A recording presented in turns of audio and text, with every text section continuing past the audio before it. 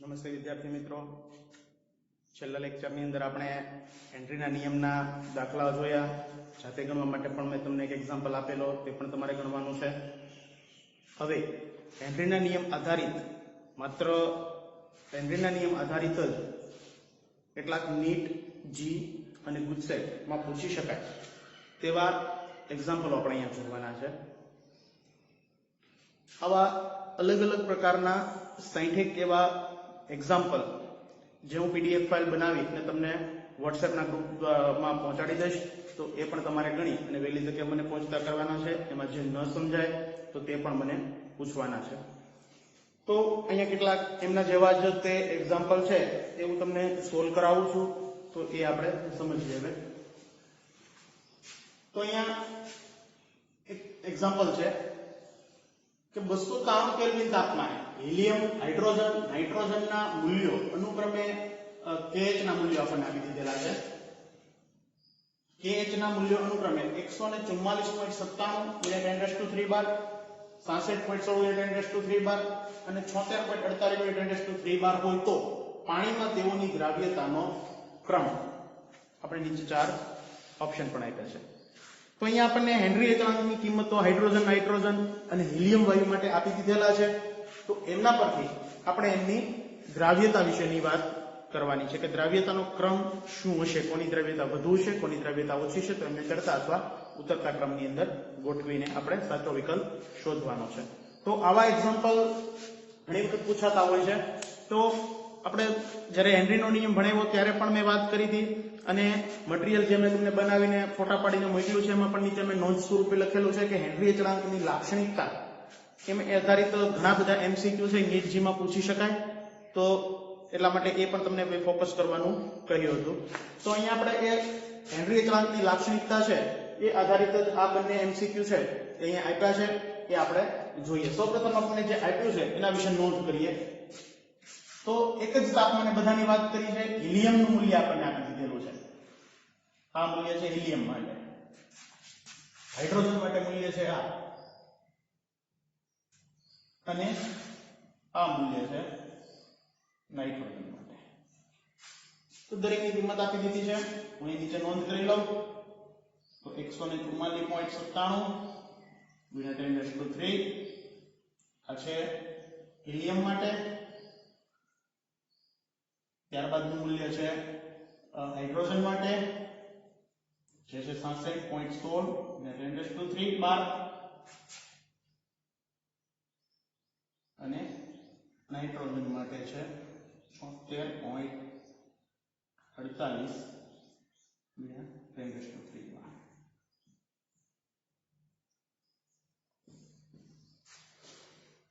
તો દરેક માટે KH ની કિંમત આપણને આપી દીધી છે, અને આપણે પાણીમાં તેઓની દ્રાવ્યતા વિશે વાત કરવાની છે. આપણે હેનરીના નિયમમાં વાત કરી હતી કે હેનરીનો નિયમ હતો P બરાબર KH × S. અહીંયા દ્રાવ્યતાને આપણે મોલ અંશ તરીકે સ્વીકારેલ છે. તો જો આ દ્રાવ્યતા અને હેનરી અચળાંક આ બંને વચ્ચેનો આપણે સંબંધ અત્યારની એની જરૂર છે. તો આ જો મોલ અંશને બરાબરની આ સાઈડ મોકલીએ તો તે આમના છેદમાં આવશે, કેમ કે આ બંને વચ્ચે ગુણાકારનો સંબંધ છે. તેથી બનશે P બરાબર P/x બરાબર KH. એટલે કે હેનરી અચળાંક અને દ્રાવ્યતા એટલે મોલ અંશ આ બંને વચ્ચે વ્યસ્ત સંબંધ છે. એટલે કે જો એકમાં વધારો થાય તો બીજામાં ઘટાડો થાય. તો આ વ્યસ્ત સંબંધ આધારિત જો આપણે વાત કરીએ તો જેમ હેનરી અચળાંકની કિંમત મોટી એમ તે વાયુ માટે દ્રાવ્યતા ઓછી. તો આ ત્રણેય વાયુ માટે હેનરી અચળાંકની કિંમતો આપી છે, તો એ આધારિત આપણે દ્રાવ્યતાની વાત કરીએ.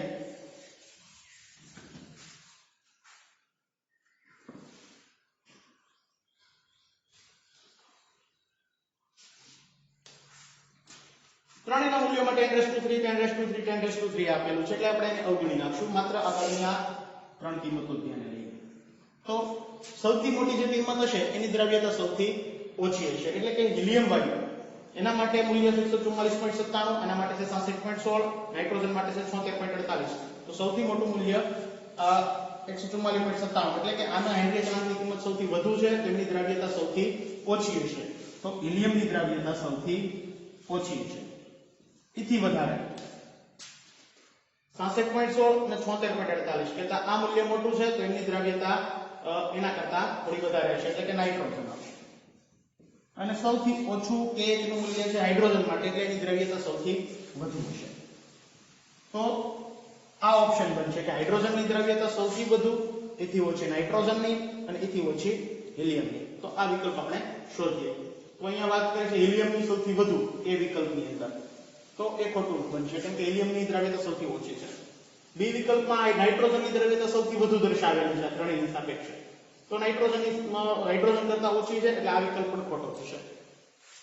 અહીંયા સી વિકલ્પની અંદર હાઇડ્રોજનની દ્રવ્યતા સૌથી વધારે આ છે, એથી ઓછી નાઇટ્રોજનની આ છે અને એથી પણ ઓછી હિલિયમની, એટલે કે આ વિકલ્પ સી સાચો બનશે, જે આપણા જવાબ સાથે મેચ થાય છે. તો આ વિકલ્પ સી વિકલ્પ સાચો છે. તો આવી જ રીતે હેનરી અચળાંકના લાક્ષણિકતાઓ એમના પરથી આપણે બીજો વિકલ્પ બીજો MCQ છે એ જોઈએ. આવા પણ ઘણા બીજા આવા અલગ અલગ વાયુ માટે પણ આવા MCQ છે એ PDF ફાઇલની અંદર ઉમેરેલા છે, એ પણ જોજો ગણજો સાથે.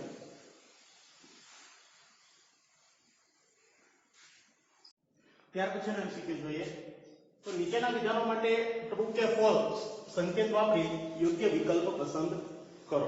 તો આપણે અહીંયા ચારેય એવા વિધાનો આપ્યા છે, તો ચાર વિધાનો માટે આપણે સાચું હોય તો ટ્રુ એટલે કે ટી અને ખોટું હોય તો ફોલ્સ કહેતા એફ એ સંકેત વાપરી અને ચારેય વિધાનો માટે સાચો ABCD પૈકી વિકલ્પ શોધવાનો છે. તો આવા MCQ છે અન્ય થિયરીમાંથી પણ પૂછાતા હોય છે. જો આપણે થિયરી જ્યારે NCERT ની બુક્સ પ્રમાણે જે થિયરી છે તો આ બુક્સની જો આપણે પરફેક્ટ વ્યવસ્થિત રીતે સમજેલા હોઈએ તો આવા પ્રશ્નો છે, આવા વિકલ્પો છે એ સોલ્વ કરવામાં સરળતા રહેતી હોય છે. તો એના વિશે વાત કરીએ. તો આપણે પ્રથમ વાત કરી છે, પ્રથમ વિધાન આપ્યું છે નાઇટ્રોજન વાયુ માટે 293 કેલ્વિન તાપમાને હેનરી અચળાંક 76.48 કિલોબાર છે. તો તાપમાન વધારતા KH ઘટશે અને તેની દ્રાવ્યતા વધશે. તો આપણે એ વાત કરી છે કે તાપમાન જો વધારવામાં આવે તો હેનરી અચળાંક છે ઘટશે અને દ્રાવ્યતા વધશે. તો આપણે હેનરી અચળાંકના લાક્ષણિકતાઓ વિશે વાત કરી હતી કે તાપમાન અને હેનરી અચળાંક આ બંને એકબીજાના સમપ્રમાણમાં હોય છે, એટલે કે તાપમાન વધારવામાં આવે તો હેનરી અચળાંકમાં વધારો થાય, ઉપરાંત તાપમાન અને દ્રાવ્યતા આ બંને એકબીજાના વ્યસ્ત હોય છે, એટલે કે તાપમાન વધારવામાં આવે તો દ્રાવ્યતામાં ઘટાડો થતો હોય છે. તો આપણે અહીંયા ઊંધી વાત કરેલી છે કે જો આપણે અહીંયા સાચો વિકલ્પ આવો બને કે જો તાપમાન વધારવામાં આવે તો હેનરી અચળાંક વધે અને તાપમાન વધારતા હેનરી અચળાંક દ્રાવ્યતામાં ઘટાડો થાય. તો તાપમાન વધારતા અહીંયા આવશે હેનરી અચળાંક વધશે અને દ્રાવ્યતા ઘટશે. તો આ વિધાન છે ખોટું છે, કારણ કે તાપમાન જો હેનરીના નિયમ પ્રમાણે તાપમાન વધારવામાં આવે તો હેનરી અચળાંકમાં વધારો થાય અને હેનરી અચળાંકમાં વધારો થાય તો દ્રાવ્યતામાં ઘટાડો થતો હોય છે. તો આ વિધાન થશે ફોલ્સ.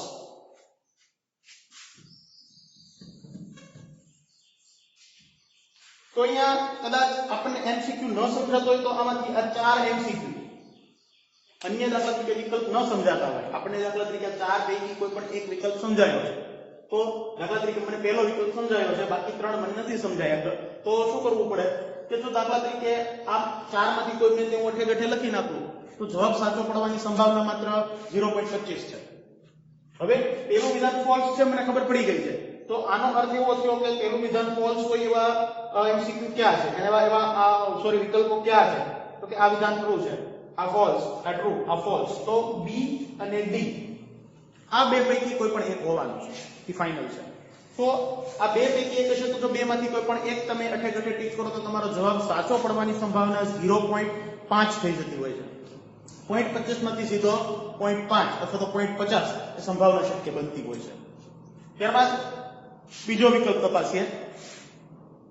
O2 વાયુ માટે 310 કેલ્વિન તાપમાને હેનરી અચળાંકની કિંમત આપી દીધી છે 2x બાર હોય તો 300 કેલ્વિન તાપમાને હેનરી અચળાંકનું મૂલ્ય 2x બાર કરતા વધુ હશે. તો જો 310 કેલ્વિન તાપમાને હેનરી અચળાંકની વાત કરી દીધી છે 2x બાર જેટલી છે. હવે તાપમાન કર્યું છે 300 એટલે કે તાપમાનમાં ઘટાડો કર્યો તો આપણે જોઈ ગયા આગળ વાત કરી કે તાપમાનમાં ઘટાડો થાય તો હેનરી અચળાંકમાં પણ ઘટાડો થાય કેમ કે બંને વચ્ચે સમપ્રમાણતાનો સંબંધ છે તો તાપમાન ઘટાડતા હેનરી અચળાંકની કિંમત છે એ 2x બાર કરતા ઘટવી જોઈએ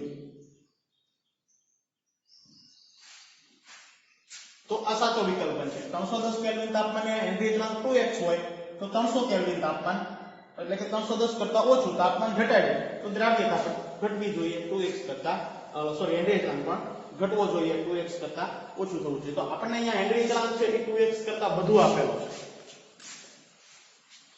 તો આ વિકલ્પ પણ ફોલ્સ બનશે ખોટું થશે કારણ 2x બાર કરતા દ્રાવ્યતા હેનરી અચળાંક પ્રમાણે ઘટવી જોઈએ ત્યારબાદ ત્રીજું વિધાન જોઈએ વિનાઇલ ક્લોરાઇડ માટે 298 કેલ્વિન તાપમાને દ્રાવ્યતા x મોલર હોય તો 260 કેલ્વિન તાપમાને દ્રાવ્યતા x મોલર થી વધુ હશે તો આપણને તાપમાન અને દ્રાવ્યતા વચ્ચેનો સંબંધ આપ્યો છે આપણે જોઈ ગયા કે તાપમાન અને દ્રાવ્યતા આ બંને એકબીજાના વ્યસ્ત હોય છે જો તાપમાન વધે તો દ્રાવ્યતામાં ઘટાડો થશે તો આપણને અહીંયા જણાવ્યું છે કે 298 કેલ્વિન તાપમાને દ્રાવ્યતા x છે દ્રાવ્યતા x મોલર છે અને 260 કેલ્વિન તાપમાને કેટલી થાય તો સ્વાભાવિક છે કે 298 કરતા 260 કેલ્વિન એટલે કે તાપમાનમાં ઘટાડો કર્યો તો દ્રાવ્યતામાં શું થશે x મોલર કરતા એની દ્રાવ્યતા વધશે તાપમાન ઘટાડતા દ્રાવ્યતામાં વધારો થશે તો x કરતા દ્રાવ્યતા વધુ હશે તો અહીંયા જણાવ્યું છે કે 298 કેલ્વિન તાપમાને દ્રાવ્યતા x હોય તો 260 કેલ્વિન તાપમાને દ્રાવ્યતા x મોલર થી વધશે તો જે સાચો વિકલ્પ છે ટ્રુ તાપમાન વધારતા દ્રાવ્યતામાં ઘટાડો થાય અહીંયા દ્રાવ્યતા ઘટાડી તો તાપમાન ઘટાડ્યું તો દ્રાવ્યતા વધશે ત્યારબાદનો વિકલ્પ પાસે ચોથો આર્ગોન માટે 400 કેલ્વિન તાપમાને હેનરી અચળાંકનું મૂલ્ય CO2 માટેના 400 કેલ્વિન તાપમાને હેનરી અચળાંકના મૂલ્ય કરતા વધુ હોય તો તે તાપમાને આર્ગોનની દ્રાવ્યતા CO2 કરતા ઓછી હોય તેમ કહી શકાય આવા વિકલ્પો જ્યારે આપેલા હોય ત્યારે ખૂબ શાંતિથી એકદમ એક ચિત્તે એક નજરથી એક શાંતિથી એક પણ વિચાર કર્યા વગર આપણને આ વિધાન શું કહેવા માંગે છે એ સમજવાનો પ્રયત્ન કરવો જોઈએ તો આપણે અહીંયા 400 કેલ્વિન તાપમાને હેનરી અચળાંકની વિશે વાત કરી છે આર્ગોન માટે અને કાર્બન ડાયોક્સાઇડ માટે શું વાત કરી તો આર્ગોન માટે 400 કેલ્વિન તાપમાને હેનરી અચળાંકનું મૂલ્ય 400 કેલ્વિન તાપમાને વાત કરેલી છે તો આર્ગોન માટેના CO2 KH નું મૂલ્ય CO2 માટેના 400 કેલ્વિન તાપમાને KH ના મૂલ્ય કરતા વધુ હોય તો 400 કેલ્વિન તાપમાને KH નું મૂલ્ય આર્ગોન એ CO2 કરતા એના હેનરી અચળાંક કરતા વધુ છે આવી વાત જણાવી છે આપણને તો તે તાપમાને આર્ગોનની દ્રાવ્યતા CO2 કરતા ઓછી હોય તેમ કહી શકાય તો સ્વાભાવિક છે કે હેનરી અચળાંક જેમ વધારે એમ દ્રાવ્યતા ઓછી તો આર્ગોનની દ્રાવ્યતા ઓછી છે કેમ કે એના હેનરી અચળાંકનું મૂલ્ય ઓછું છે એની સાપેક્ષે કાર્બન ડાયોક્સાઇડ માટે હેનરી અચળાંકની કિંમત ઓછી છે એટલે કે એની દ્રાવ્યતા વધારે હશે તો અહીંયા આર્ગોનની દ્રાવ્યતા ઓછી અને CO2 ની દ્રાવ્યતા વધારે હશે તો અહીંયા વાત કરી છે કે આર્ગોનની દ્રાવ્યતા CO2 કરતા ઓછી હોય તેમ કહી શકાય તો આ વિધાન થશે સાચું તો અહીંયા FFTT TTSS FFTT આ વિકલ્પ સાચો બનશે તો આવા ઘણા બધા બીજા MCQ પણ છે જેને PDF ફાઇલમાં મૂક્યા છે એ પણ જાતે ટ્રાય કરજો પ્રયત્ન કરજો માત્ર હેનરીના નિયમ આધારિત જ છે બરાબર તો જોજો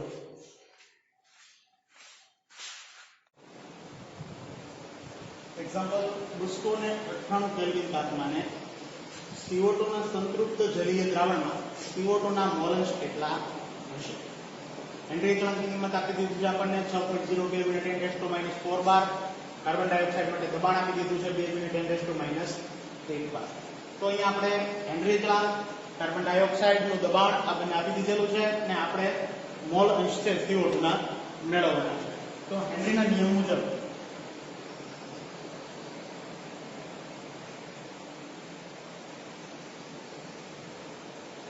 PCO2 બરાબર KH into HCO2.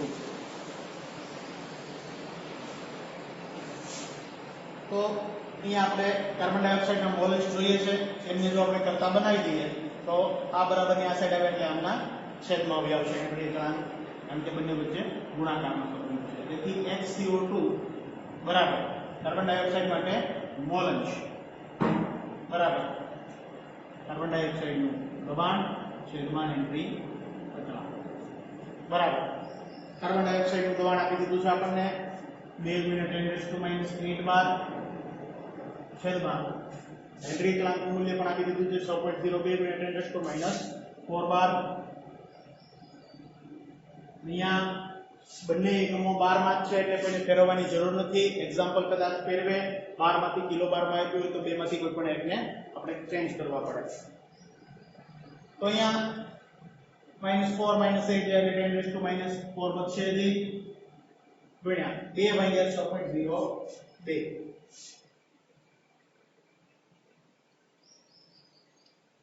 તો એ થશે 0.33.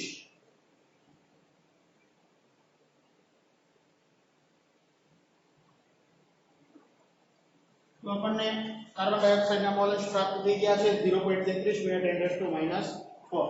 તો પોઈન્ટ પહેલા 0 પણ આપણને ક્યાંય વિકલ્પ છે નહીં તો આપણે અહીંયા ફેરવીને એક વિકલ્પ છે -4 વાળા જોઈએ તો બે વિકલ્પો છે પણ એકમાં 3 × 10⁻4 છે એકમાં 1.23 છે. આ વિકલ્પ તો 1.23 તો આવતો જ નથી. હવે અહીંયા 10⁻4 છે પણ આગળ 0.33 છે અહીંયા 3 આખા છે એટલે આપણે જવાબ શક્ય નથી. પોઈન્ટને જો આગળ એક ખસેડવામાં આવે તો જો આ પોઈન્ટને અહીંયા ખસેડવામાં આવે એટલે કે 3.3 તો અહીંયા થશે એક પોઈન્ટમાં વધારો 10⁻5 તો 3.3 × 10⁻5 આમાં C D જવાબ છે તે સાચો વિકલ્પ બનશે. ત્યારબાદ એ પછીનું ઉદાહરણ જોઈએ.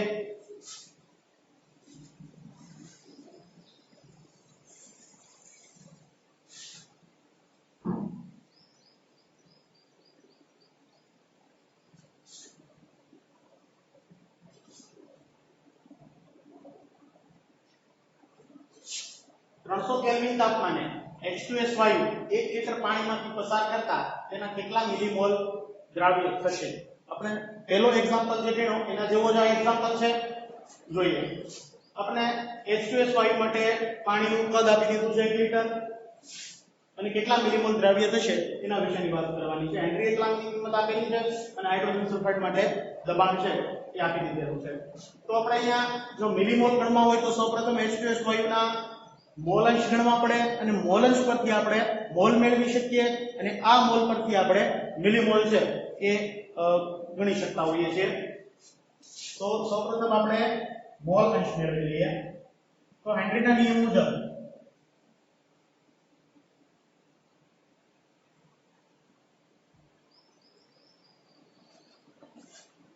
P H2S બરાબર KH into XH2S.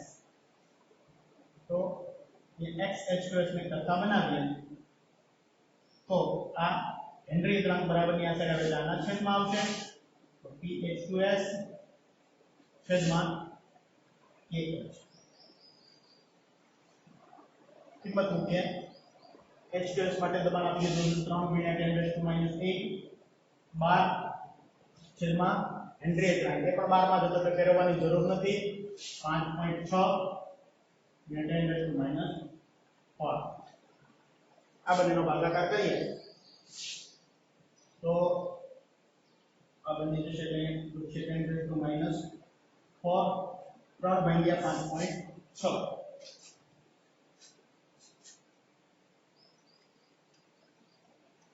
તો એ થશે 0.535.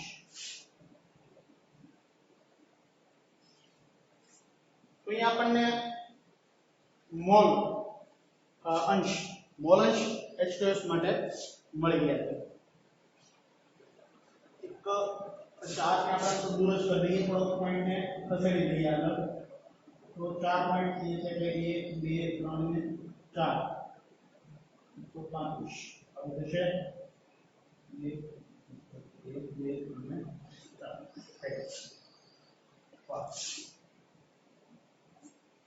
અહીંયા આપણને H2S ના મોલ અંશ પ્રાપ્ત થઈ ગયા છે. તો H2S ના મોલ અંશ પરથી આપણે કુલ મોલ છે એ મોલ હજી મેળવવાના રહેશે અને એમાંથી આપણે H2S ના મોલ મેળવીશું. તો અહીંયા પાણીના મોલ માટે અહીં પાણીની ઘનતા 1 હોવાથી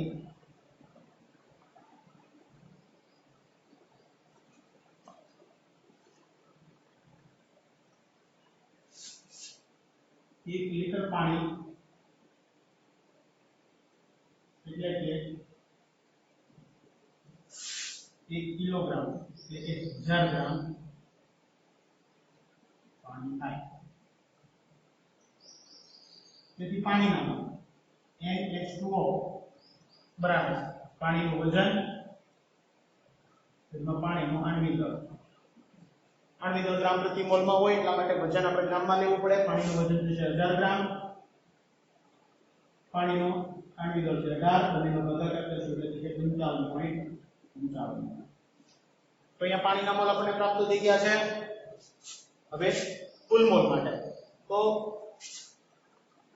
કુલ મોલ માટે આપણે જોઈએ પેલા આપણે સૂત્ર લખીએ પછી એના વિશે વાત કરીએ. H2S બરાબર NH2S છેદમાં NH2S વત્તા NH2O. તો અહીંયા વાત કરવાની છે આમની. તો H2S અને H2O, અહીંયા H2S ના મોલ જ ખૂબ ઓછા છે એટલા માટે કે H2S ના મોલ પણ ખૂબ ઓછા હશે તો પાણીની સાપેક્ષે તેમને અવગણવા. તો અહીં NH2S ની કિંમત H2O એટલે કે પાણીના મોલ કરતા હોવાથી ઘણી ઓછી હોવાથી NH2S વત્તા NH2O માં NH2S ને અવગણવા. તો અહીંયા NH2S ને અવગણી નાખો તો બંનેનો સરવાળો કેટલો થશે? NH2S વત્તા NH2O કેટલા પાણીના મોલ બરાબર આ અવગણી નાખ્યું એટલે માત્ર પાણીના મોલ જે આપણે મેળવ્યા 55.55 થશે. તો સૂત્રમાં આપણે દરેકની કિંમત મૂકીએ. XH2S જે આપણે હમણાં મેળવ્યા 0.40535 બરાબર H2S ના મોલ છેદમાં આ બંનેનો સરવાળામાં આને અવગણ્યા એટલે અહીંયા થશે માત્ર 55.55. આ બરાબરની આ સાઈડ આની સાથે ગુણાઈ જાય તો તેથી NH2S કરતા બને 0.40535 ગુણ્યા 55.55. તેથી NH2S કેટલા H2S ના મોલ થશે બંનેના ગુણાકાર કેટલા 0.40535 ગુણ્યા 55.55 થશે 0.00297 મોલ. પણ આપણે અહીંયા H2S ના મોલ છે એ મિલીમોલમાં માંગેલા છે તો મોલને મિલીમોલમાં આપણે કન્વર્ટ કરવા પડે. તો સીધી રીતના પણ તમે કરી શકો અને આવી રીતે ત્રિરાશી માંડીને પણ કરી શકો છો. તો 1 મોલ ત્યારે થાય 1000 મિલીમોલ. તો આપણે આગળ H2S ના મોલ છે 0.00297 ત્યારે કે તમે ખૂબ સરળતાથી પણ કરી શકો. સીધે સીધા આ પોઈન્ટ છે નાના મોટા એકમમાંથી નાના એકમમાં જવા માટે પોઈન્ટને જમણી સાઈડ ખસેડતા તો 3 પોઈન્ટ આ બાજુ ખસેડીને પણ તમે કરી શકો છો. તો એ ખૂબ સરળ રહે છે. આ પણ કંઈ વાંધો નથી.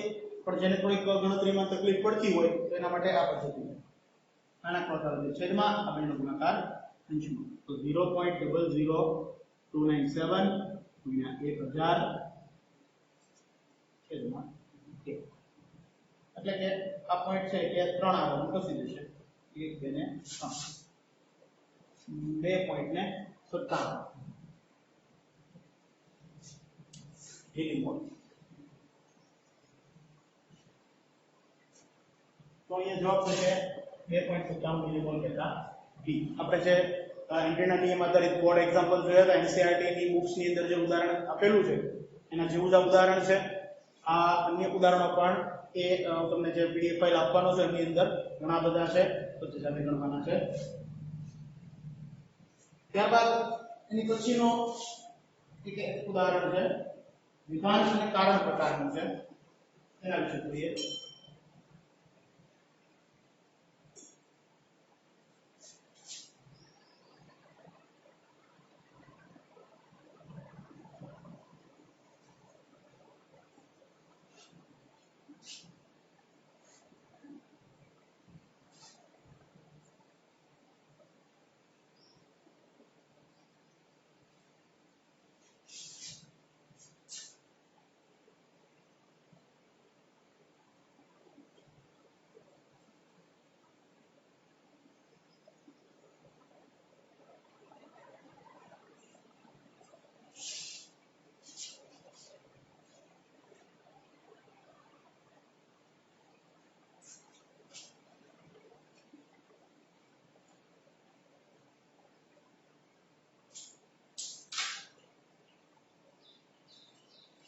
એક્ઝામ્પલ છે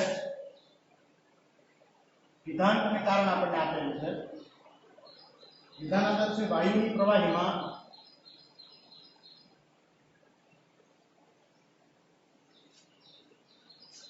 દ્રાવ્યતા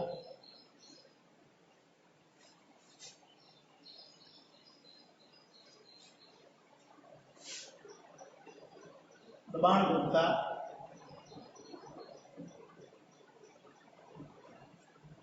વધે કારણ છે વાયુની પ્રવાહીમાં દ્રાવ્યતા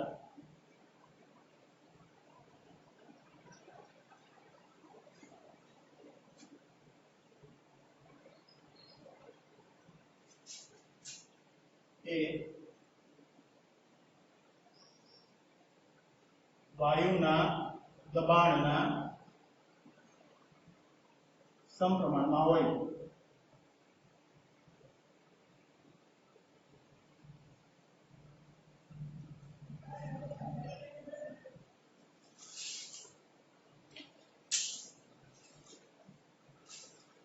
ચાર ઓપ્શન છે. એ વિધાન અને કારણ બંને સાચા છે.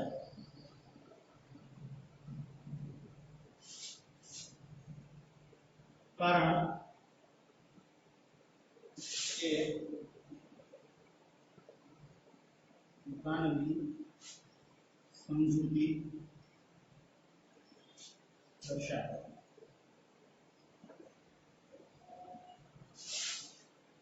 બી વિધાન અને કારણ બંને સાચા છે પરંતુ કારણ વિધાનની સમજૂતી દર્શાવતું નથી.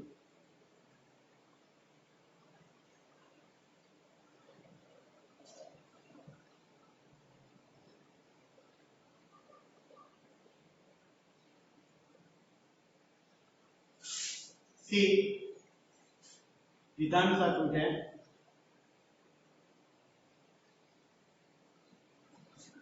કારણ ખોટું.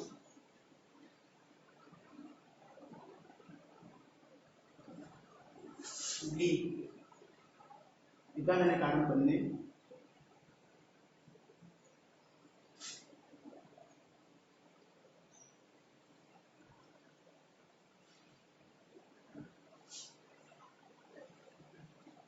તો અહીંયા આપણને વિધાન અને કારણ આપેલું છે કે વાયુની પ્રવાહીમાં દ્રવ્યતા દબાણ વધતા વધે છે.